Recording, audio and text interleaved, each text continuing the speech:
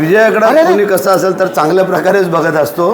त्याप्रमाणे जो काय महायुतीचा उमेदवार म्हणून मी उभा राहिलो होतो, महायुतीचे सर्व कार्यकर्ते पदाधिकारी आणि खास करून माझ्या कुटुंबाने घेतलेली जी काही मेहनत होती, माझी पत्नी असेल, मुली असेल, सून असेल, मुलगा असेल आणि सगळे त्यांचे महिला आघाडी, युवासेना, शिवसेना सर्वांनीच की खरोखर मी त्यांचं मनापासून अभिनंदन करतो, त्यांचा आभार मानतो.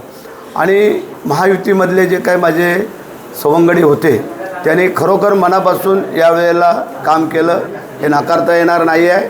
आणि मी येणाऱ्या सत्तेमध्ये मंत्री व्हावं असं त्या सगळ्यांनाच वाटतं आहे आणि तीही इच्छा पूर्ण होईल कार्यकर्त्यांची, पदाधिकाऱ्यांची मतदारसंघातील.